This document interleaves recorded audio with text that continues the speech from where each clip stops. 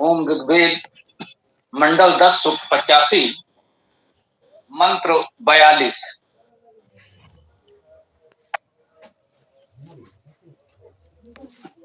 ओम इहैस्तम मावियोस्तम विश्वमायुर्वैष्णुतम ऋणंतौ पुत्रे नप्तुभिर मोदमानौ स्वेग्रहे।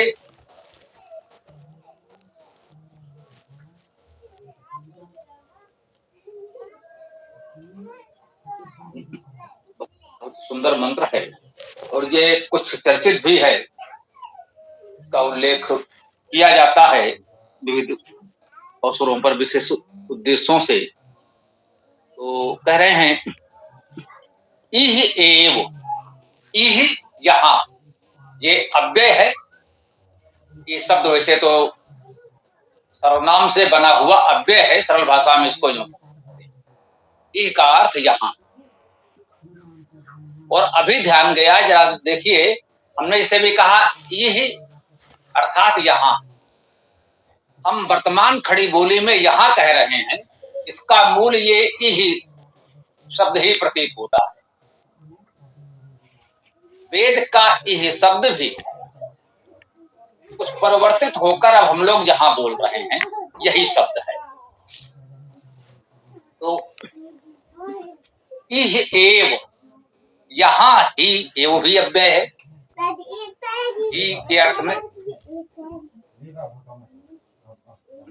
इहैव, यहाँ ही, या कह लें यही। इहैव का पूरा पूरा एक शब्द में यदि कहना चाहें हम अपनी वर्तमान भाषा में, तो कह सकते हैं यही, यहाँ ही या यही। स्तम हो, ये अस धातु का ही रूप है। अस धातु के विविध क्रिया रूपों में आ का लोप हो जाता है, कहीं कहीं रहता है, कहीं लोप भी हो जाता है। तो इहैव यहाँ ही या यही, स्तम हो या रहो, मां वियोस्तम। मां अर्थात नहीं, ये भी अव्यय है। भी उपसर्ग है विशेष के अर्थ में। जैसा कि हमने कहा कि वेद में ये उपसर्ग भी पृथक शब्द के रूप में आते हैं, अर्थात अव्यय ही होते हैं। इसे ऐसा भी समझ सकते हैं कि वेद में बहुत से अव्यय हैं, जिनमें से कुछ को लौकिक संस्कृत में उपसर्ग के रूप में ही प्रयोग किया जाने लगा। अर्थात वे अव्यय जो शब्दों से जुड़कर ही प्रयोग होते हैं, उन्हें उपसर्ग कहा जाता है। तो वेद में तो ऐसा कोई उपसर्ग बहुत थोड़े मिलेंगे। आ नहीं के अर्थ में,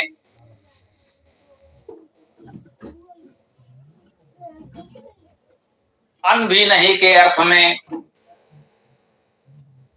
शेष अधिकांश उपसर्ग वेद में पृथक मिल ही जाते हैं। जुड़ भी सकते हैं, ऐसा नहीं कि वो जुड़ते ही नहीं, जुड़ भी सकते हैं, नहीं भी जुड़ सकते हैं। उपसर्ग वेद में पृथक भी होते हैं और जुड़ भी सकते हैं। तो वेद के जिन अव्ययों को लौकिक भाषा में जोड़कर ही प्रयोग किया जाता है, वे स्वतंत्र नहीं आते। उनको बाद में व्याकरणाचार्यों ने उपसर्ग का नाम दे दिया कि उनकी सृष्टि, उनका सृजन उप अर्थात समीप रहेगा शब्द के, उससे अलग नहीं होगा। एव स्तम, यहां ही रहो। स्तम ये द्विवचन में है संभवतः। तो दो लोग रहे ऐसा कह सकते हैं।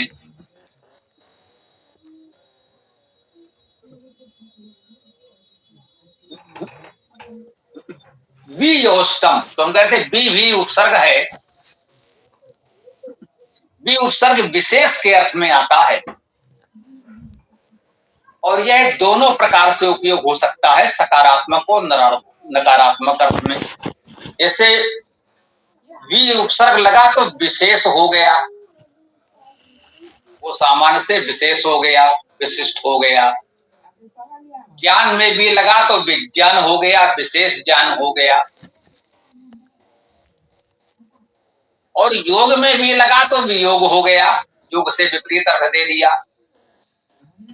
तो वी उपसर्ग के दोनों अर्थ हैं, सकारात्मक या विशेषता के अर्थ में या विपरीत के अर्थ।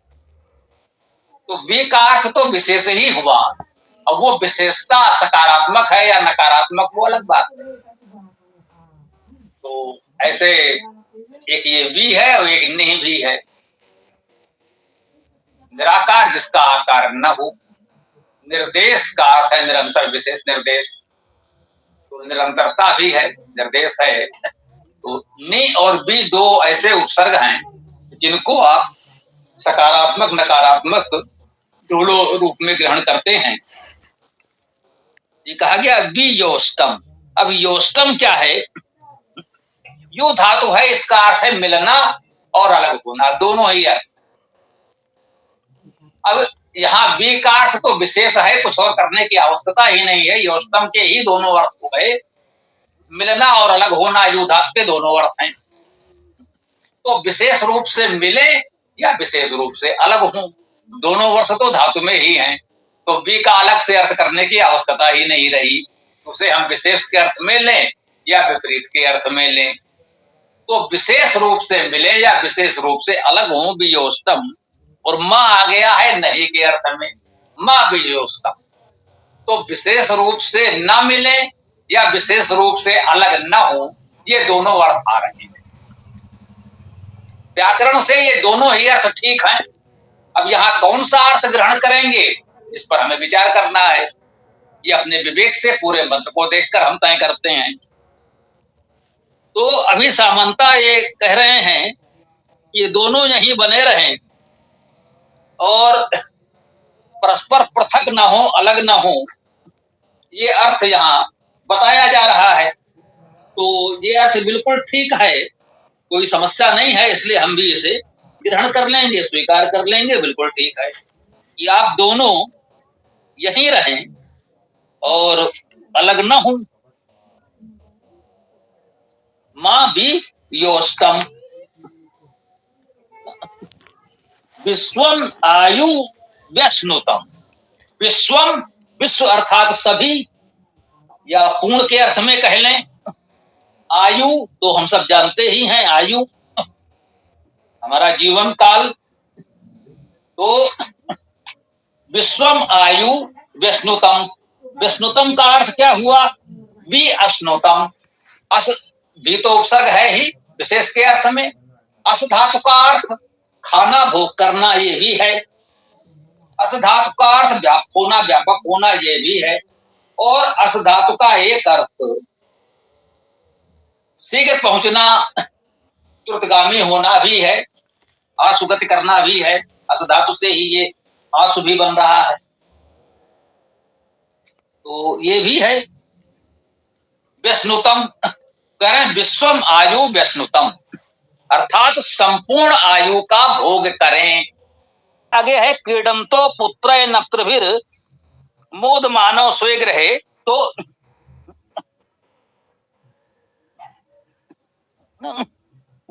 क्रीडंतो ये भी द्विवचन में है, क्रीड़ा करते हुए।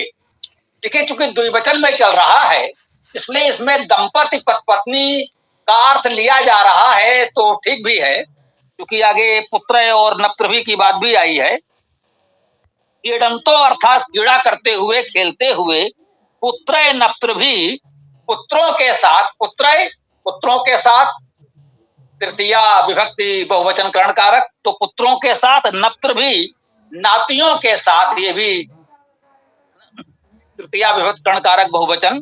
तो क्रीडंतो खेलते हुए, पुत्र नप्त्रभी पुत्रों के साथ, नातियों के साथ, मोद मानो प्रसन्न रहते हुए, मोदमान आनंद करते हुए, मुद धातु आनंद करना, और मुदित आदि शब्दों का प्रयोग हम लोग अभी भी कर रहे हैं, है ना। मुदित होकर, मुदित मन से, मुदित मोदक, तो ये शब्दों का प्रयोग हम लोग अभी भी कर रहे हैं। मुद धातु का अर्थ है प्रसन्न होना। तो मोद मानो अर्थात प्रसन्न होते हुए, प्रसन्न रहते हुए, स्वेग रहे अपने घर में। तो इस मंत्र में स्पष्ट किया गया कि विश्व आयु विस्मताम, संपूर्ण आयु का भोग करें, है ना। यहीं रहें, कहीं जाए नहीं, यहीं रहें। मां वियोष्टम, अलग ना हो, ठीक है।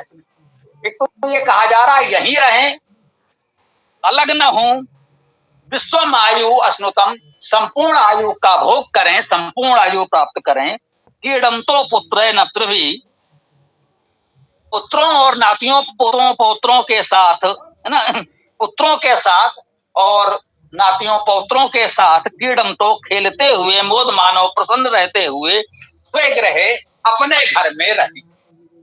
तो इसमें एक बात कही गई कि संपूर्ण आयु प्राप्त करें, यहीं रहें, परस्पर अलग न हो, पूरे परिवार के साथ रहें, और पुत्रों पौत्रों नातियों के साथ खेलते हुए रहें, मोद मानो प्रसन्न रहें, स्वेग्रहे अपने घर में रहें। तो यहां पर यह कहा जा रहा है कि संपूर्ण आयु अपने घर में भरे पूरे परिवार के साथ रहें, अलग न हो, परिवार छोड़कर कहीं न जाएं, न वानप्रस्थ और न सन्यास की कोई बात नहीं कही जा रही है, अपने घर में रहने की बात की जा रही है। तो इसमें कहीं ऐसी बात नहीं कही गई, घर छोड़कर भागने की बात नहीं कही।